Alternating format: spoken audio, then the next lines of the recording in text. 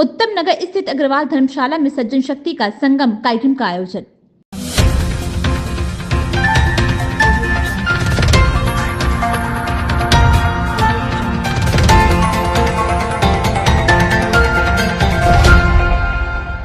बाईस दिसंबर को दिल्ली के उत्तम नगर स्थित अग्रवाल धर्मशाला में सज्जन शक्ति का संगम परिवार प्रबोधन कार्यक्रम का आयोजन किया गया।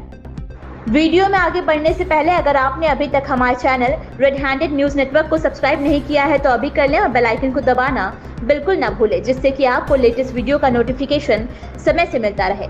काफी संख्या में लोगों ने कार्यक्रम में हिस्सा लिया। कार्यक्रम में उपस्थित लोगों को संघ के बड़े अधिकारियों का मार्गदर्शन प्राप्त हुआ। वहीं कार्यक्रम के बारे में मीडिया से बात करते हुए डॉक्टर रविंद्र ने कहा कि आज के समय में लोगों में शिक्षा तो बढ़ रही है, लेकिन वे मुश्किल हालात और संघर्ष के समय को सही से सामना नहीं कर पाते हैं।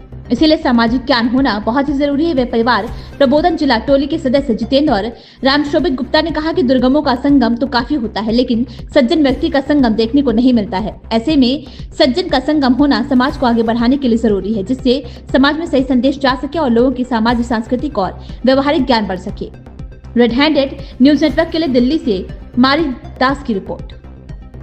अगर आपको हमारी ये खबर पसंद आई हो तो अपनी राय हमें कमेंट में जरूर बताएं। चैनल को सब्सक्राइब करना बिल्कुल ना भूलें। बने रहे रेड हैंडेड न्यूज नेटवर्क के साथ। धन्यवाद।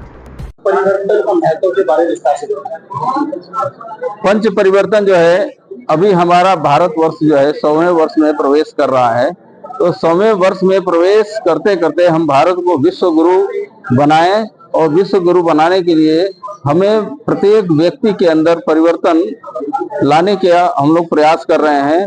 जैसे कि हम पर्यावरण के माध्यम से हर व्यक्ति एक दूसरे से एक साथ मिलजुल कर साथ में चले और समाज में किसी तरह का भेदभाव न रहे। वो भेदभाव को मिटाने के लिए सबसे बड़ा जो है उपाय है अपने घर से शुरू करना चाहिए। जैसे कि हमारे यहाँ गली में जमादार आते हैं, हम जमादारों को भी साफ सुथरा करके अपने घर में चाय अपने ही बर्तन में पिलाएं। उनको ऐसा न रखें कि उनको डिस्पोजेबल में दे रहे हैं बर्तन पीने के लिए। तो इस चीज का हमको अपने को ध्यान देना पड़ेगा। दूसरा चीज, अपने जीवन में स्व का भाव उत्पन्न होना। स्व का भाव उत्पन्न होने का मतलब है कि हम अपने स्वयं की प्रेरणा से क्या अच्छा हम कर सकते हैं। जैसे कि हम सड़कों पर जाते हैं, ट्रैफिक पर जाते हैं, तो हम जेब्रा लाइन को क्रॉस कर जाते हैं। हमें जेब्रा लाइन को क्रॉस करना चाहिए क्या? हमें इसका अपने से स्वयं से ध्यान देना चाहिए कि हमको कहाँ रुकना है। पीली लाइट का संकेत होता है रेड लाइट के ऊपर, तो पीली लाइट पर ही वो संकेत इसलिए होता है कि हम पहले से अलर्ट हो जाएं और अपने लाइन से पहले ही रुक जाएं। तो इस तरह से हम अपने समाज के माध्यम से, समाज के अच्छे अच्छे व्यक्तियों के माध्यम से हम छोटे छोटे कार्यक्रम कर रहे हैं, और उन व्यक्तियों के माध्यम से ही अपने समाज में बहुत सारे परिवर्तन आने वाले हैं। सज्जन शक्ति संगम के नाम से जो ये कार्यक्रम आयोजित किया गया, ये एक बहुत अच्छी पहल है। दुर्जनों की शक्ति और संगम खूब होता है, लेकिन सज्जन लोग आत्म केंद्रित रहते हैं, सकुचाए शर्माए रहते हैं। उनका एकत्र होना, उनकी शक्ति का संगम होना एक अच्छी पहल है। और आज समाज के सामने जो बहुत महत्वपूर्ण चुनौतियां हैं, उन पर, उन 5 विषयों पर बहुत महत्वपूर्ण चर्चा हुई।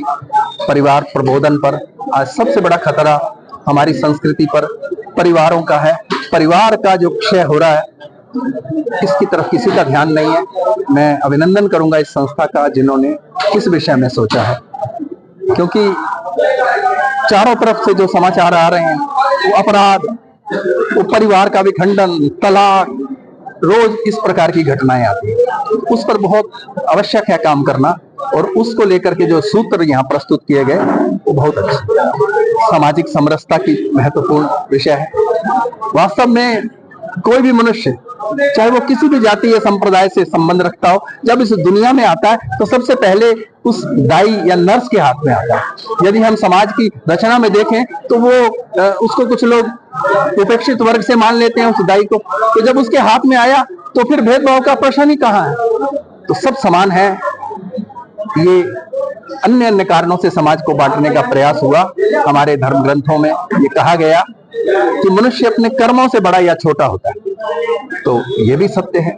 और आज शहरी जीवन के अंदर हम देख रहे हैं कि बड़े बड़े 5 सितारा होटलों के अंदर जो वेटर काम कर रहे हैं वो कौन सी जाति के? अपने जीवन में हम जो उपेक्षित लोग हैं उनके हाथ का स्पर्श किया हुआ नहीं खाना चाहते और वहां 5 सितारा होटल में जाकर उन लोगों का सब कुछ ग्रहण करते हैं। तो ये मानसिकता को बदलने की आवश्यकता है। सामाजिक समरसता का संदेश। तीसरी, पर्यावरण तो हमारी प्राण जुड़े हुए हैं। अगर पर्यावरण बिगड़ेगा तो हमारा जीवन खतरे में पड़ जाएगा। पानी रसातल में जा रहा है, सांस लेना मुश्किल हो रहा है हवाओं में। लेकिन जिम्मेदार कौन है? किसी दूसरे ग्रह के लोगों ने आके नहीं बिगाड़ा, ये हम नहीं किया, इसको सुधारेंगे भी हम। इसी प्रकार नागरिक कर्तव्यों की बात हुई। नागरिक कर्तव्य अति आवश्यक है। जो चारों तरफ की जो समस्याएं हमारे परिवेश की हैं, ये भी हमने उत्पन्न की है। जहां मर्जी कूड़ा डाल देते हैं, जहां मर्जी थूक देते हैं, जहां मर्जी किसी को कुछ कह देते हैं। हमारी भाषा शिष्ट होनी चाहिए, हमारा व्यवहार अनुशासित होना चाहिए। ये बहुत अच्छा किया। और विशेष रूप से मैं आपके चैनल को भी बधाई दूंगा कि ऐसे विषय को आप अपने चैनल के माध्यम से प्रस्तुत कर रहे हैं, जन जागरण कर रहे हैं। आपका भी अभिनंदन, बहुत बहुत शुभकामनाएं। यह कार्यक्रम जो परिवार प्रबोधन के द्वारा आयोजित है और इसमें मुख्य रूप से 5 विषयों को रखा गया है, जिसमें जो हमारे दैनिक नित्य जीवन में जो हमारे लिए आवश्यक होता है, खास करके जो हमारे संस्कार को प्रभावित करता है, जो हमारे शिक्षण को प्रभावित करता है, जो हमारी जीवन पद्धतियों को प्रभावित करता है और जो हमारे जीवन पद्धतियों को संवार सकता है, तो कैसे हम कर सकते हैं। इसलिए छोटी छोटी बातें होती हैं और उन छोटी बातों को ध्यान में रखते हुए हम कैसे बड़े लक्ष्यों को प्राप्त कर सकते हैं, इसके विषय में यहाँ पर चिंतन हुआ है। जिसमें खास करके समरसता, पर्यावरण, इसके बाद में स्वदेशी का भाव और ये नागरिक कर्तव्य, इस प्रकार के बात जो हमारे प्रत्येक व्यक्ति के लिए ये आवश्यक होता है कि उसके जीवन में इसका महत्व हो और वो उस पर चिंतन करे और उसके हिसाब से जीवन जिए। अगर एक एक व्यक्ति का जीवन अगर ठीक हो जाए तो निश्चित रूप से समाज ठीक हो जाएगा। आज पुलिस चौकियां बढ़ रही है, लेकिन भ्रष्टाचार कम नहीं हो रहे, अनाचार कम नहीं हो रहे। तो इसका क्या कारण है? कहीं ना कहीं संशोधन करने की आवश्यकता है। यूनिवर्सिटियां बढ़ती है, शिक्षण व्यवस्थाएं बढ़ती है, लेकिन फिर भी सुधार नहीं हो रहा। तो कहीं ना कहीं हमारा संस्कार जो है वो उसमें बहुत बड़ा कारण है और वो संस्कार हमें परिवार से प्राप्त होता है। आज के इस मंच के माध्यम से युवा पीढ़ी के लिए क्या मैसेज है? युवा पीढ़ियों के लिए ही सबसे बड़ा मैसेज है, क्योंकि जो हमारे जमीन से जुड़े हुए, जो हमारी संस्कृति से जुड़े हुए बच्चे हैं, निश्चित रूप से वो जीवन में आने वाली किसी भी समस्याओं का सामना कर सकते हैं और ऐसे समस्याओं का सामना करते हुए वो अपने लक्ष्य को प्राप्त कर सकते हैं। आज आप देख सकते हैं कि एक जो आत्महत्या की मामला है वो युवा वर्गों में बढ़ रहा है। अच्छी शिक्षा प्राप्त करने के बाद भी व्यक्ति के जीवन में थोड़ी सी समस्या आई नहीं, वो इतना घबराता है कि अपने आप को संभाल नहीं पाता है और अंत में उसके पास कोई चारा ना होते हुए वो आत्महत्या कर देता है। तो अगर हम देखें तो सबसे बड़ी बात है, हमारे गीता हमारे सामने उदाहरण है।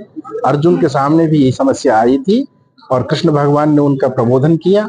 तो कहीं न कहीं हम अपने परिवार के माध्यम से अगर हम अपने संस्कार को व्यवस्थित करेंगे, परिष्कृत करेंगे, संस्कृत करेंगे, तो निश्चित रूप से सभी समस्याओं पर विजय पाते हुए हम आगे बढ़ेंगे और व्यक्ति आगे बढ़ेगा तो समाज आगे बढ़ेगा, समाज आगे बढ़ेगा तो राष्ट्र आगे बढ़ेगा, राष्ट्र हमारा आगे बढ़ेगा तो निश्चित रूप से हम विश्व का मार्गदर्शन करने में सफल होंगे और भारत को विश्व गुरु तक ले जाने में अपना योगदान दे पाएंगे।